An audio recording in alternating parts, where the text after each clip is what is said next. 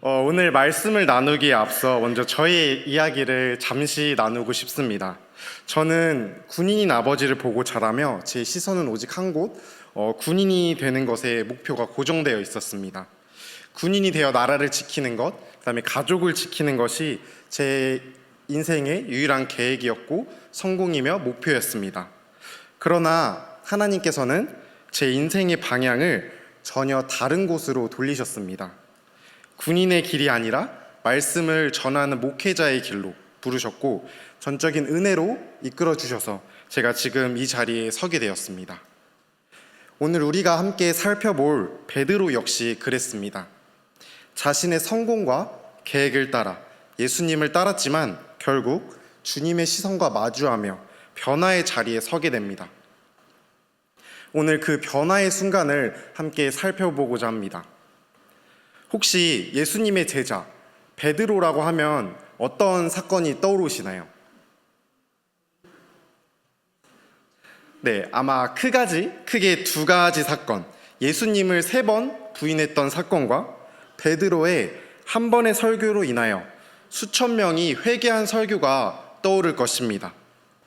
오늘 우리는 그 가운데 베드로가 3번 예수님을 부인한 그 사건을 함께 나누어 보려고 합니다. 우리가 흔히 떠올리는 베드로의 이미지는 물불 가리지 않고 예수님의 수제자라고 인식될 만큼 예수님을 따랐던 제자, 그리고 사도행전의 베드로의 모습을 보면 단 한 번의 설교로 많은 사람들이 회개하고 돌아온 위대한 능력을 가진 사도라고 생각될 것입니다. 하지만 이런 베드로의 모습은 하나님께서 연약하고 흠 많은 베드로를 사용하시기 위해서 다듬고 훈련시켜 만들어 가신 것입니다. 베드로가 베드로답게 된 것은 전적인 하나님의 사역이며 하나님의 은혜였습니다. 오늘 우리가 함께 살펴보는 이 베드로의 모습이 어쩌면 우리의 모습일지도 모릅니다. 오늘 본문 앞쪽에 14장 31절을 보게 되면 베드로가 힘있게 말하되 내가 주와 함께 죽을지언정 주를 부인하지 않겠나이다 라고 말합니다. 또한 마태복음 26장 33절을 보게 되면 모두 주를 버릴지라도 나는 결코 버리지 않겠나이다 라고 베드로는 장담하며 말합니다. 이는 결코 베드로의 허세가 아니라 베드로의 진심이었습니다.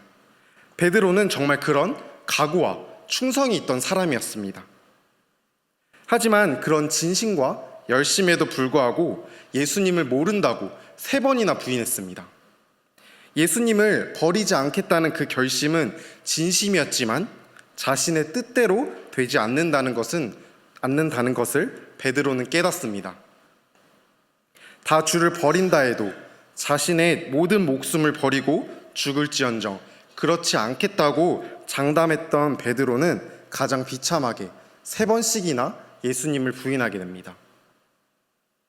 오늘 살펴볼 본문 속에는 베드로를 바라보는 2가지 시선이 있었습니다. 베드로를 바라보는 여종의 시선과 예수님을 3번 부인하고 난 베드로를 바라보는 주님의 시선입니다. 같은 공간, 같은 시간 속에 있지만 너무나도 다른 시선입니다. 오늘 본문에서 드러나는 2가지 시선을 발견하면서 시선 속에 담긴 의미는 무엇일지, 시선을 통한 베드로의 변화와 우리는 어떠한 시선 속에서 살아가야 하는지를 함께 살펴보기를 원합니다. 첫 번째는 여종의 시선을 함께 살펴보기를 원합니다. 오늘 본문 66절에서 68절은 예수님께서 신문당하시는 동안 예수님께 무슨 일이 벌어지는지를 알기 위해 뜰 밖에서 불을 쬐며 기다리고 있던 베드로의 모습을 보여줍니다. 베드로가 있던 곳, 이 이스라엘의 사막 기후는 낮과 밤의 일교차가 매우 커서 작게는 10도에서 크게는 50도까지 크게 차이가 난다고 합니다. 그래서 불을 쬐지 않고서는 견딜 수 없는 추위가 느껴진다고 합니다. 마가복음 14장 67절을 통해 볼 수 있는 것처럼 베드로가 불을 쬐고 있었다는 것은 단순히 어둠을 밝히기 위해서 피운 것이 아니라 베드로는 추위를 피하고자 불을 쬐고 있던 것입니다. 오늘 본문 67절을 보게 되면 베드로가 불 쬐고 있는 것을 보고 주목하여 이르되 너도 나사렛 예수와 함께 있었도다 하거늘, 이렇게 말하고 있습니다. 이 세번역 성경으로 보게 되면 여종이 베드로를 어떻게 바라보고 있는지 더욱더 자세히 기록되어 있습니다. 베드로가 불을 쬐고 있는 것을 보고 그를 빤히 노려보고서 말하였다. 당신도 저 나사렛 사람 예수와 함께 다닌 사람이지요. 여기서 빤히 노려보고, 빤히 노려보다라는 말에 우리는 여종의 시선을 주목할 필요가 있습니다. 여종이 빤히 쳐다봤다. 이것은 단죄, 색출, 정죄, 이러한 복합적인 의미가 있는 시선을 말할 때 사용하는 단어입니다. 여종의 시선은 베드로가 예수님과 한패인 사실을 지적하며 범죄자를 잡아내고 단죄하고 색출하기 위해서 빤히 쳐다보고 있던 것입니다. 즉 여종의 시선은 범죄자를 색출하기 위한 시선이었습니다. 68절을 함께 읽어보겠습니다. 다 같이 읽어보겠습니다. 베드로가 부인하여 이르되 나는 내가 말하는 것이 무엇인지 알지도 못하고 깨닫지도 못하겠노라 하며 앞들로 나갈세. 베드로의 첫 번째 부인이 일어납니다. 이어서 69절과 70절도 함께 읽어보겠습니다.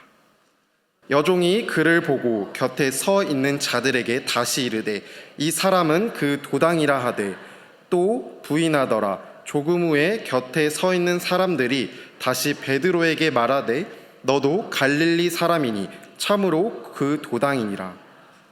베드로의 두 번째 부인이 이루어집니다. 베드로는 예수님의 결말을 보기 위해서, 자신의 계획과 성패의 결과를 보기 위해서 예수님 가까이 끝까지 머물러 있었습니다. 여종은 베드로가 예수님을 모른다고 한 말을 믿을 수 없었던 모양입니다. 그녀는 베드로를 따라와서 주위 사람들이 다 들을 수 있도록 장담하며 다시 한번 자신 있고 확신에 가득하여 이 사람은 그 도당이라고 주장하며 말합니다. 베드로는 여기서 두 번째로 예수님과의 관계를 전면적으로 부인하고 맙니다. 주위에 있던 사람들이 의심쩍은 눈으로 베드로를 바라보게 되자 점점 분위기는 고조되었고 결국 그들은 베드로에게 너는 갈릴리 사람이니 예수와 한패라고 말합니다. 이는 예수님이 갈릴리 지방 출신인데 너도 갈릴리 사투리를 쓰는 것을 보니 틀림없이 그의 제자임이 분명하다는 의미입니다. 베드로가 여종에게 들킨 것은 그 베드로의 말에 특이한 억양 때문에 들켰습니다. 갈릴리 지방의 출신인 베드로의 억양은 유대 지방의 억양과 많이 달랐다고 합니다. 갈릴리 지방 사람들이 사용하는 말의 억양, 악센트는 매우 독특하기에 아무리 감추려고 해도 금방 들킬 수밖에 없는 억양을 가지고 있어 말 한마디에 베드로는 여종에게 바로 들킨 것입니다. 함께 71절을 함께 읽어보겠습니다. 그러나 베드로가 저주하며 맹세하되 나는 너희가 말하는 이 사람을 알지 못하노라 하니, 베드로에게 점차적으로 3번에 걸쳐 예수님과 함께 다니던 제자라고 압박을 하자 베드로는 결국 저주하며 맹세까지 하면서 예수님은 부인하고 말았다고 기록되어 있습니다. 여기서 저주하며 맹세하되 과연 누구를 향한 저주였을까요? 예수님을 향한 저주였을까요? 아니면 내 인생을 다 걸고 예수님을 열심히 따랐는데 이렇게 고난을 받으시며 죽으신다고? 내가 예수님을 따른 것이 실패였을까에 대한 베드로 자기 자신에 대한 후회와 원망을 담고 있는 저주였을까요? 베드로의 저주하며 맹세하되 이것은 해석적으로는 베드로 자기 자신이나 예수님을 저주한 것처럼 보일 수 있습니다. 하지만 이것은 누군가를 저주했다는 의미라기보다 예수님과의 관계를 철저히 부인하겠다는 강한 의지의 표현이었습니다. 베드로는 지금 예수님을 모른다는 사실을 가장 강한 방식으로 말하고 있는 것입니다. 가이사랴 빌립보에서 예수님의 제자들에게 사람들이 나를 누구냐고 묻는 장면이 나옵니다. 제자들은 세례 요한, 엘리야, 선지자 중에 한 명이라고 답합니다. 그러나 주님은 그런 너희는 나를 누구라 하느냐라고 묻습니다. 아무도 선뜻 대답하지 못하고 있을 때 베드로는 즉각적으로 주는 그리스도시요 살아계신 하나님의 아들이시다 라고 예수님을 메시아라고 고백했던 자입니다. 이랬던 베드로가 왜 실패했을까요? 그렇게 주님을 향해서 뜨거웠던 그 마음, 열망, 열심, 자신의 모든 목숨을 내어놓겠다고 했던 진심을 가졌던 베드로가 왜 그런 실패의 자리에 이르고야 말았을까요? 그것은 베드로가 가장 원했던 목표와 예수님이 추구하고 가시고자 하셨던 길이 서로 달랐기 때문입니다. 베드로가 가장 오랫동안 원했던 것은 자신의 성공이었습니다. 예수님을 향해 가지고 있던 자신만의 계획과 상상, 그리고 욕심이 있었습니다. 그렇기에 예수님이 가는 길이 성공을 향한 길이기를 원했고, 베드로는 그런 예수님의 가장 곁에, 가장 최측근이 되어 예수님 옆에서 한 자리를 담당하는 그런 제자가 되어 자기 자신도 성공하기를 원했습니다. 그런데 예수님은 고난, 죽음을 말하십니다. 결국 자신이 바라고 계획했던 예수님의 모습이 다른 것을 보고 예수님을 부인하고 실패의 자리에 이르고야 맙니다. 함께 72절을 함께 읽어보겠습니다. 닭이 곧 두 번째 울더라. 이에 베드로가 예수께서 자기에게 하신 말씀 곧 닭이 두 번 울기 전에 내가 세 번 나를 부인하리라 하심이 기억되어 그 일을 생각하고 울었더라. 아멘. 예수님의 예언대로 베드로가 세 번째로 부인하자마자 닭이 울었습니다.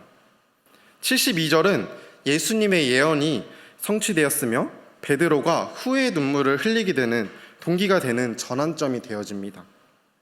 우리는 여기서 죽음의 운명 앞에서 의연하고 당당하게 대처하고 계신 예수님과 죽음을 불사하겠다고 했던 베드로의 호언장담이 한순간에 겨우 여종 앞에서 무너지는 모습이 대조되는 것을 볼 수 있습니다. 함께 두 번째 주님의 시선에 대해서 함께 살펴보기를 원합니다. 함께 살펴보고 있는 이 베드로의 부인 사건은 복음서에 모두 기록되어 있습니다. 하지만 마가복음에는 분량이 작아서 생략된 부분도 있습니다. 그래서 누가복음 22장 61절을 살펴보게 되면 베드로를 예수님이 어떻게 바라보시는지 자세히 기록되어 있습니다. 함께 누가복음 22장 61절 말씀을 함께 읽도록 하겠습니다. 주께서 돌이켜 베드로를 보시니 베드로가 주의 말씀 곧 오늘 닭 울기 전에 내가 세 번 나를 부인하리라 하심이 생각나서. 아멘. 이 말씀도 세번역 말씀으로 보게 되면 더욱더 자세히 묘사하고 있습니다. 주님께서 돌아서서 베드로를 똑바로 보셨다. 베드로는 주님께서 자기에게 오늘 닭이 울기 전에 내가 세 번 나를 모른다고 할 것이다 하신 그 말씀이 생각났다. 말씀처럼 예수님께서는 돌아서서 베드로를 똑바로 보셨다고 기록되어 있습니다. 여기서 이 보다는 헬라어 원어로 엠블레뽀라고 합니다. 뚫어지게 바라보다, 주목하다, 깊이 생각하다 라는 뜻을 가지고 있습니다. 여기서 보다라는 말은 겉모습만 본다는 것이 아닙니다. 나이가 몇 살인지, 외모가 어떻게 생겼는지 이런 외적인 것을 본다는 것이 아닙니다. 베드로의 깊은 곳까지 꿰뚫어 보신다는 뜻입니다. 사람들이 베드로를 바라볼 때는 겉모습만 보았을 것입니다. 연약하고 실수가 많은 베드로를 보고 평가했을 것입니다. 그러나 예수님께서는 그 실패 너머에 있는 가능성을 보셨고 하나님께서 계획하신 놀라운 일, 사명을 이루어 나갈 모습으로 베드로를 바라보신 것입니다. 즉 겉모습만 본 것이 아니라 앞으로 하나님의 은혜로 변화되어 주님께 쓰임받을 사람으로 애정을 가지고 바라보신 것입니다. 베드로를 다정하고 따뜻하고 사랑스러운 눈빛으로 바라보시는 주님의 시선입니다. 예수님은 닭 우는 소리를 들었을 때 자신이 베드로의 부인에 대해 예언했던 사실을 기억했을 것입니다. 따라서 예수님은 닭 우는 소리와 함께 뒤를 돌아봐 베드로를 봤을 것입니다. 이때 예수님의 눈빛과 베드로의 눈빛이 마주친 것입니다. 예수님이 보낸 그 눈길, 시선은 베드로에 대한 질책의 눈길이 아니라 베드로에 대한 긍휼의 눈길이자 시선이었습니다. 닭이 2번 울기 전에 내가 3번 나를 부인하리라 라고 하신 예수님의 말씀은 예수님의 시선과 함께 베드로로 하여금 자기가 금방 한 일의 의미가 무엇인지를 깨닫게 알려주셨습니다. 주님을 모른다고 부인한 사실로 인한 슬픔과 수치심으로 베드로는 통곡하며 깊은 후회의 눈물을 흘리고 맙니다. 베드로가 있던 그 자리에는 2가지 시선이 있었습니다. 범죄자를 색출하려는 여종의 시선과 실패한 제자를 향해 돌이켜 바라보신 주님의 시선이었습니다. 베드로가 이 주님의 시선, 이 주님의 눈빛과 마주쳤을 때 어떤 생각이 들었을까요? 예수님께서는 베드로의 연약함, 실수, 이 아픔을 드러내시고 정죄하시겠다는 것이 아닙니다. 내가 내 연약함을 안다 라고 말씀하시며 바라보시는 눈빛이었습니다. 예수님께서는 그 실패 너머에 베드로를 통해 이루어 가실 하나님의 역사를 보고 계셨습니다. 베드로에 대한 이 예수님의 시선은 지금 우리를 향해 계십니다. 나의 연약함도 아시고 나의 못남도 아시고 나의 깊은 고통까지 모든 것을 아시는 주님께서 지금 나를 빤히 쳐다보는 것이 아니라 사랑으로 똑바로 주목하여 보고 계십니다. 베드로의 이 철저한 실패 가운데 피어나는 희망과 긍휼의 빛 속에서 오늘 말씀을 바라보시길 소망합니다. 주님의 시선은 죽음 넘어 부활 이후에 베드로를 통해서 펼쳐질 하나님의 역사를 보고 계셨습니다. 예수님께서는 베드로가 이 실패로 지난 모든 것을 마감하고 회한의 일생을 살도록 내버려 두시지 않으셨습니다.